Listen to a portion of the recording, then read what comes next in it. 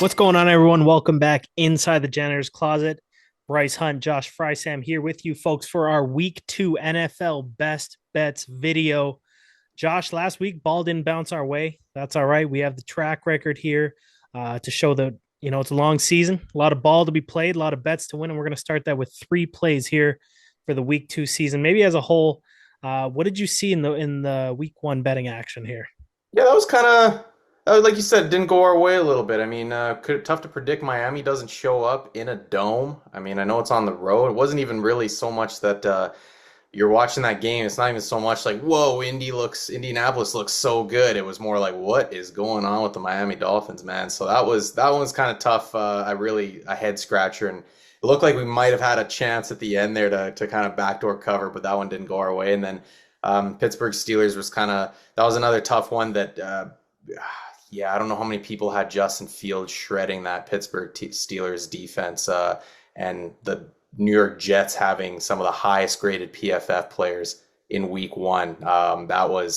Yeah, that was surprise as well. But again, we gotta see that through. Obviously, we gotta see through that. And the teaser, obviously, that started out strong for us, but just didn't end up going our way. But a lot of unders in Week 1, which was funny because I think I messaged you at some point a week before or something like that. I was like, wow, the overs. Look, I remember loving a lot of these overs, over, and sure enough, a lot of unders in Week 1. So that's funny, kind of how that always goes. Week 1 in the NFL is usually just a different beast altogether. And so hopefully we can bounce back in Week 2 here, though. Like the three plays that we got on tap here. Hopefully we're seeing the board a little bit clear here. I thought I was seeing it clear last week, but hopefully we're seeing it clear this week, man. We can have a nice bounce back here, sweep the slate, and there could be maybe one for Thursday Night Football as well. I love the spot for Green Bay. Just waiting to see how that injury report shakes out. I know there's a couple of offensive linemen up in the air for the Packers, for my Packers, so we'll see how that shakes out. So there could be four plays, but guaranteed three. All right. Well, we know that you know the Packers as well as anyone, so we'll keep an eye on that.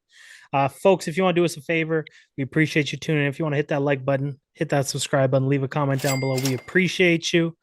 And you can also subscribe to our free newsletter. Get these picks right when Josh places them. There will be a link to that in our description of this video. And you could have got the first pick that we're going to look at here in that newsletter. I believe what would have been Tuesday night, late Tuesday night, Josh. Yeah, We something. just brought up the NFC North that you know so well. That's where we'll start with this one to open up the video. Yeah, fun one. Hey, we got Ben Johnson returning back to the Detroit Lions. That did not take very long. The NFL schedule makers did not waste any time in getting this guy back to Detroit. The play here, we'll give it right away. Detroit minus 5.5 for 2 units. We got the home favorites in this one. There's motivation on both sides of this one, Bryce. This is going to be a fun one. Honestly, it is. I just think it's going to be a lot more fun for the Detroit Lions and hopefully us here in this one. There was some weird, maybe it's just me. There was something weird about the way Ben Johnson left Detroit. Like it was, and there's a lot of people say there's no hard feelings, and it's just the way that he left, and obviously the people know that he's got to move on to move on to a head coaching gig and stuff like that, get his career going as a head coach and all that. So there's not so much there. But it was kind of weird because a lot of the talk leading into the week, or actually just after the week, was how after Detroit got eliminated from the playoffs was like, Ben Johnson was fielding head coaching interviews in the middle of that week, and it's like, well, was his mind all the way there in Detroit? Was he kind of, was he really paying attention? Was he game planning as well as he probably could have for that final game that he had in Detroit? And then it was kind of weird the way and how he left. It was like the Detroit's season ended, and it was almost like he was gone. Like the next day, it felt like it was almost like, did he really take any time to say goodbyes or anything like that? Felt like it was season's over, I'm out. So maybe I'm digging a little too much into that, but there's just something that didn't quite sit right with me in that. And so with that being said, I just feel like there's this element of Detroit, if and when I believe they're going to get up, I don't think they're going to really be afraid to run this score up on Ben Johnson like we saw him do so many times as the offensive coordinator of the Detroit Lions. And so um, That's why I'm bringing that up because I'm not really worried, especially when you're talking about these, this a spread like this. You're maybe worried about a backdoor cover potentially, right? And I just don't see that really being the case in this spot for Detroit. Um, quick little stat to throw at you here, Bryce, that I dug up.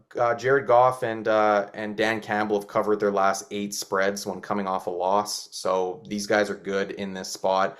They're also at home, back on home turf. That game against Green Bay, and I understand a lot of people might be hesitant to pull the trigger on Detroit in this spot. That game against Green Bay was not, in my opinion, less of an indictment of the Detroit Lions and more so of a tip of the cap to the Green Bay Packers and the way that they played in that game. That was dumb. We saw the Green Bay Packers kind of beat the Detroit Lions in their own way, kind of gave them a taste of their own medicine. Like there's concerns. If there's concerns around this Detroit Lions team right now, it has to be on the offensive line and the way that they just did not get the kind of push that we're used to seeing them. We're used to seeing them bully teams up and down the field. They were not able to do that against the Green Bay Packers. Now, Green Bay Packers, as I mentioned, it was a tip of the cap to the Green Bay Packers in the way they played. That Packers defense is good, and I could have told you that coming into the season that they were going to be good. The Green Bay Packers offense is good as well. This is going to be not as big of a test against the Chicago Bears. I'm on record saying the Chicago Bears are, I still think, a year away. We saw it last week. I'm going to be honest. Is the Bears offense scaring anyone right now, even with Ben Johnson through 1 week? I mean, yeah, they started off that very first drive against the Minnesota Vikings on Monday Night Football. Looked great. Caleb Williams looked great.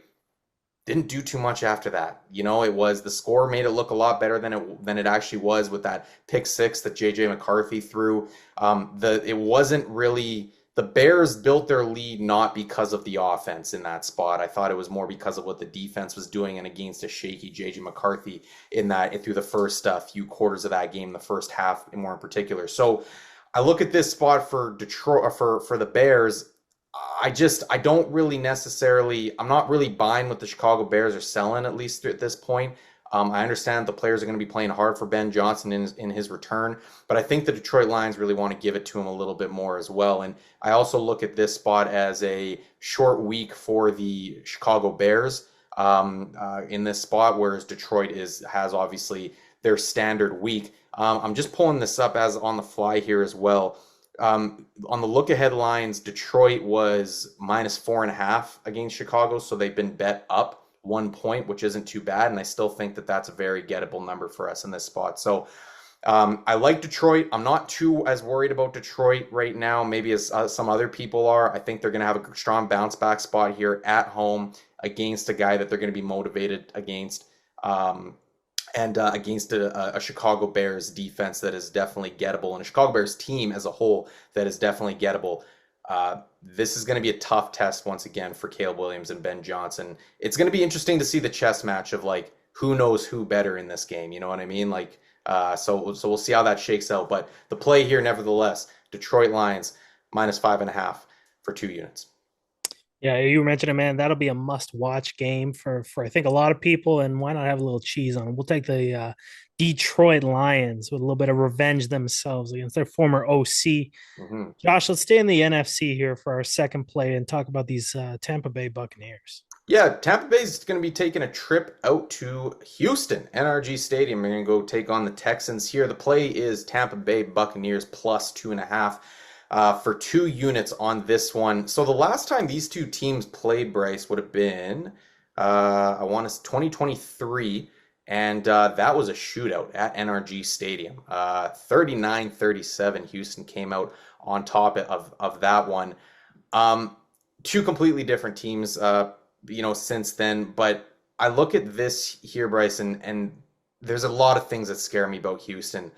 That offensive line, was a problem last year, and they were once again like, we all saw the moves that they made in the offseason, and a lot of us are sitting there scratching our head going, you're getting rid of Laramie Tunsil, and I know they had their time with Kenyon Green. They were over that experiment as well, their former first-round pick, but there was a lot of overhaul on this offensive line. Now even they have Jared Patterson, their center, doesn't look like he's going to be playing in this game either. He went down, and as soon as he went down, the offensive line went from bad to worse.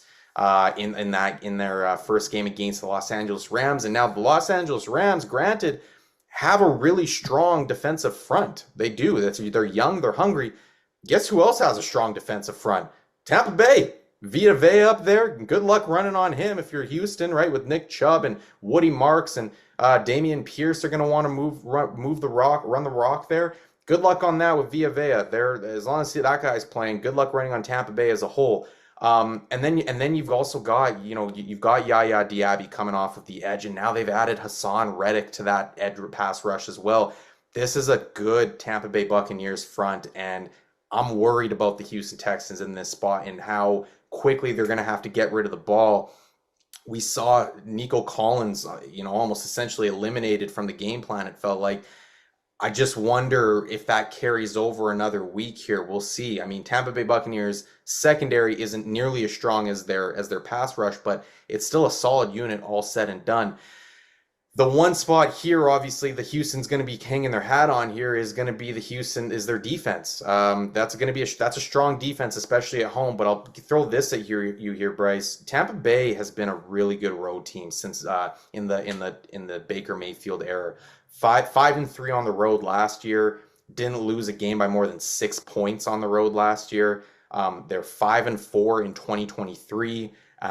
Since 2023, they're 8-4 in road games that have taken place inside of a dome. So when you're talking about not only on the road but in a dome as well, that they're going to be in this game. Baker, that offense, that entire team, they come to play, and I just think that there's a big mismatch between Todd Bowles and what he wants to do versus that Houston Texans offensive line, that offense as a whole. And so that, I think we're going to take the biggest mismatch here in this game. CJ Stroud, just going off that, adding to that as a final note, last week, 2.44 seconds to throw per throw. That ranked 26th out of 32 starting quarterbacks. 11.76% scramble percentage, which was only third, behind Caleb Williams and Patrick Mahomes. But we know Caleb Williams and Patrick Mahomes, that's their game. That's not CJ Stroud's game. When Caleb Williams and Patrick Mahomes are scrambling, that's just their style. CJ Stroud, if you see him up there with that kind of scramble percentage, that is strictly due to the offensive line. And so I think there's going to be a lot of troubles here for the Houston Texans at home. I don't know if I see this being a shootout like it was last time. I like both of these defenses, but we're going to take Tampa Bay Buccaneers plus 2.5 for 2 units nevertheless in this spot. Yeah, and something you and I at least have talked about last year, that offense for Houston in the second half of the season felt like they had no rhythm. It looked like they had a lot of issues they needed to solve in the offseason, and looking after them after one game here, it doesn't look like things are shaping up too bright after that. Yeah, it's What some tough. people are calling a sophomore slump for CJ Stroud, I think that's a little harsh. You mentioned the O line. Obviously, Joe Mixon hurt this year, so we'll see what they can do. But still no rhythm for that Houston offense against the Well, Rams. and it's tougher too because, like I mentioned, you got the center who's out now too, right? I mean, yeah, there's one thing you're losing Laramie Tunsil or Ken Younger, you got turnover. That's one thing to overcome. But when you're talking about now, literally the brain power, the brains of that offensive line, the center's going to be out going up against Vita Vea in the middle there. Yeah, that's a problem. Tough customer. All right, Josh. Well, we got one more play to get to. It's going to be a player prop here. Tell the people what this play is. This is going to be our biggest play, I will say, of the season to this point. Yeah, it absolutely is. I'm really confident about this one. New England Patriots are traveling to Miami to take on the Dolphins, who are, like I mentioned, coming off a stinker. The play here is going to be Drake May over 212.5 passing yards. We're taking this for 3 units. A couple things I like here in this spot, Bryce. I mean, the the Dolphins made Daniel Jones look like Peyton Manning out there in that Colts uniform, like Andrew Luck out there. Okay, last week.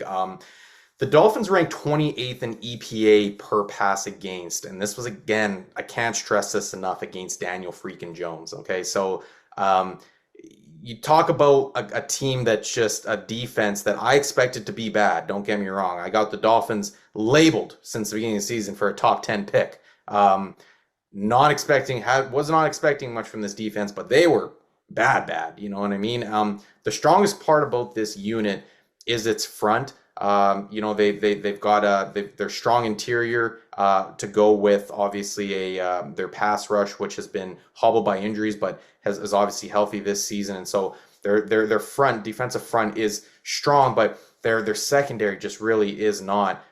Even though they do have Minka Fitzpatrick back there now. The Pats, reason I like this play, Bryce, Drake May tossed for over 280 yards last week.